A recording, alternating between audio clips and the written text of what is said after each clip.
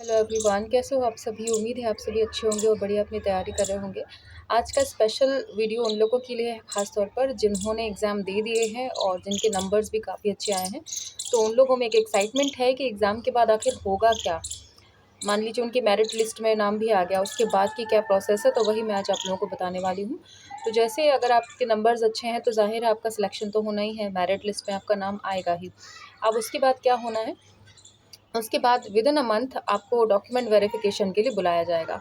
ठीक है, पहली प्रोसेस यही रहेगी डॉक्यूमेंट वेरिफिकेशन की। आपने जो डॉक्यूमेंट्स लगाए थे एक्चुअल में वो सही है या नहीं है, तो वेरिफिकेशन के लिए आपको बुलाया जाएगा। और अगर आपके वेरिफिकेशन में कोई दिक्कत नहीं है तो जैसे सभी जितने भी अभ्यर्थी हैं जो सिलेक्ट हुए हैं उनसे 1.5 से 2 गुना उनको बुलाया जाता है कैंडिडेट्स को, और वेरीफाई किया जाता है डॉक्यूमेंट्स। ठीक है, और उनमें से जो रिजेक्ट हो जाते हैं, जिनके डॉक्यूमेंट सही नहीं थे, उनको बाहर कर दिया जाता है और बाकी के फिर नीचे से ले लिए जाते हैं कैंडिडेट्स को। ठीक है, और इसके बाद क्या होगा, फिर फाइनल लिस्ट आती है। ये तो हो गई थी क्योंकि ज़रूरी नहीं है कि जो मेरिट में है उनके सारे डॉक्यूमेंट्स बिल्कुल फेयर हों।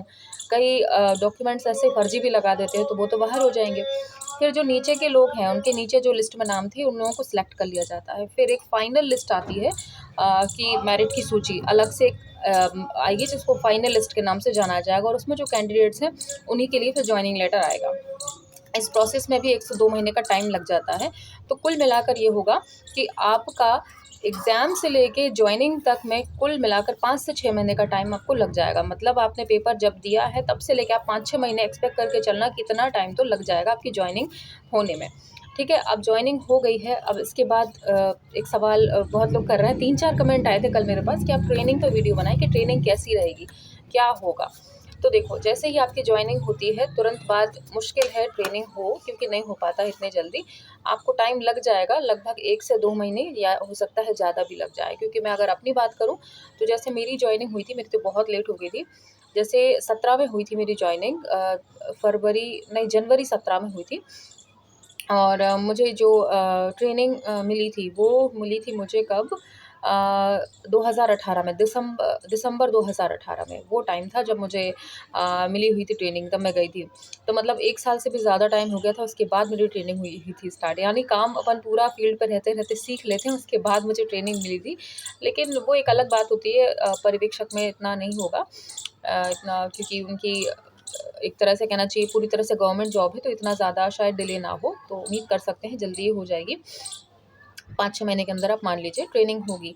अब ट्रेनिंग 2 तरह की होती है। देखिए, अगर उन्होंने जिला स्तर पर ट्रेनिंग रखा, तो आपके ही ज़िला में जो डब्ल्यूसीडी है, वुमेन एंड चाइल्ड डेवलपमेंट जो विभाग है, वहाँ पर आपको ट्रेनिंग के लिए बुलाया जाएगा। और अगर राज्य स्तर पर हुई, तो फिर आपको भोपाल सेंटर जो है दिया जाएगा ट्रेनिंग के लिए। दोनों ही मिल सकते हैं जो आपको दिया जाए, और आपको वहाँ जाना पड़ेगा। ठीक है, और ट्रेनिंग्स भी 2 तरह की होती हैं, एक रेसिडेंशियल, एक नॉन रेसिडेंशियल। यानी अगर जो आपको जॉइनिंग लेटर में ही क्लियर कर दिया जाएगा, भी पहले से कुछ नहीं कहा जा सकता, क्या नियम वो रखते हैं, क्या करते हैं। अगर रेसिडेंशियल है तो आपको वहीं रहकर ही ट्रेनिंग लेनी पड़ेगी, भले ही आपका जो ट्रेनिंग है आपके खुद के ज़िले में ही क्यों ना हो। रूल मतलब रूल, आपको वहीं रहकर ट्रेनिंग लेनी होगी। ठीक है, और ट्रेनिंग का जो टाइम पीरियड होता है वो लगभग 1 महीने से, यानी 30 दिन से 45 दिन का टाइम होता है जो आपको ट्रेनिंग वहाँ पे लेनी होती है। और अब कई महिलाओं के प्रॉब्लम होती है यहाँ पर, मेरे साथ भी सेम थी कि बच्चे छोटे होते हैं और उनको ले जा तो चलिए ठीक है ले जाते हैं, लेकिन वो क्लासेस नहीं लेने देंगे, आपको ट्रेनिंग ही नहीं लेने देंगे। आप पूरा टाइम बच्चों को अगर देखते हो तो फिर ट्रेनिंग का क्या होगा। तो ऐसी कंडीशन में मेरे साथ ये सिचुएशन बनी थी। गतिक, मेरा बड़ा बेटा उस टाइम पे 2.25 साल के थे, तो दिक्कत थी, वो मेरे बिना रह नहीं पा रहा था, और साथ ले जाओ तो फिर वही दिक्कत थी कि कैसे क्या मैनेज करेंगे। फिर हुआ ये कि वहाँ से परमिशन मिला था कि आप किसी एक पर्सन को उसकी देखभाल के लिए रख सकते हो, जो उसको सँभाल ले, रात में तुम्हारे साथ तुम्हारा बच्चा रहेगा शाम से। तो इसके लिए फिर मैंने अपनी मम्मी को वहाँ पे रखा हुआ था। तो उसके हालाँकि चार्जेज़ उन्होंने अलग से लिए थे ट्रेनिंग के, 2,000 रुपये एक्स्ट्रा देने पड़े थे। जो जैसे मम्मी वहाँ पे रुकी थी तो उनके लिए 2,000 रुपये लिए थे उन्होंने एक्स्ट्रा चार्जेस, उनके रहने और खाने के लिए 1 महीने का चार्ज उन्होंने एक्स्ट्रा लिया हुआ था। तो ये हुई थी कंडीशन। तो अभी भी वही रहेगा, क्योंकि जिनके बच्चे छोटे हैं, बच्चों को छोड़ के तो वो जा नहीं सकती हैं। तो अगर आपका भी बच्चा छोटा है तो आपको किसी न किसी को वहाँ पे रखना पड़ेगा उसकी देखभाल के लिए। ठीक है, तो ये हो गया ट्रेनिंग का। और इसके अलावा फिर रहेगा कि ट्रेनिंग में क्या-क्या होगा, कैसा क्या रहेगा। तो देखिए ट्रेनिंग बहुत मज़ेदार होती है, एक तरह से कहना चाहिए कि एक यादगार हिस्सा रहेगा आपकी लाइफ़ का, क्योंकि वहाँ पे आपके ही जैसी कई लड़कियाँ होंगी जिनसे आपकी अच्छी दोस्ती भी हो जाएगी, और एक ही रूम में लगभग समझ लीजिए 2 से 3 लड़कियाँ रहती हैं। सेपरेट पलंग रहेंगे सभी के लिए हॉस्टल टाइप में, और वहाँ पे आप रहेंगे। और इसके अलावा सुबह से शेड्यूल शुरू हो जाता है। सुबह आपको 6 बजे उठाया जाता है, 6 बजे उठ जाना होता है। सबसे पहले वहाँ पे प्रेयर होगी, आप उठेंगे, प्रेयर करेंगे, और प्रेयर करने के बाद फिर आपको जो है छोड़ दिया जाता है कि आप जाइए अपना नहाना-धोना जो भी आपको करना है वो करके आप लोग यहाँ पे 7 बजे आ जाइए।